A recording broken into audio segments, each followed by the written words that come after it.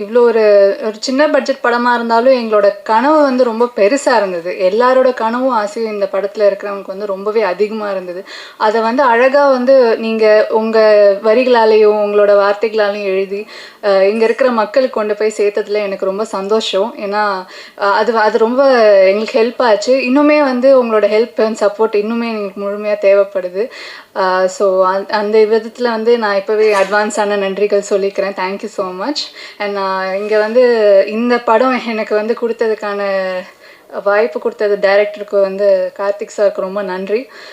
அத சஜெஸ்ட் பண்ண ஆனந்த் சாருக்குமே நன்றி. ஏன்னா, அவர் தான் ஆரம்பிச்சு வச்சாரு என்னோட ஜேர்னி இந்த படத்துல. ஸோ அவர் சஜெஸ்ட் பண்ணதுனால இங்க இந்த படத்துல எனக்கு வந்து ஒரு வாய்ப்பு கிடைச்சது. நான் இதில் வந்து நான் ஆரம்பிக்கும்போது ஒரு பேப்பரில் இருந்த இந்த ஒரு கதை இப்போ திரையில் வந்து எல்லாரோட அந்த இமோஷனை நான் பார்க்கும்போது எனக்கு அதுக்கு சொல்ல வார்த்தையே இல்லை. ஏன்னா அவ்வளோ இன்னும் நாங்கள் எல்லாம் சேர்ந்து நடித்த ஒரு விஷயம் இவ்வளோ வந்து ஒரு மக்களுக்கு ஒரு ஒரு ஹார்ட்டில் இவ்வளோ எமோஷன் வந்து ட்ரிகர் ஆகுன்றது எனக்கு வந்து பார்க்கும்போது தான் புரிஞ்சுது.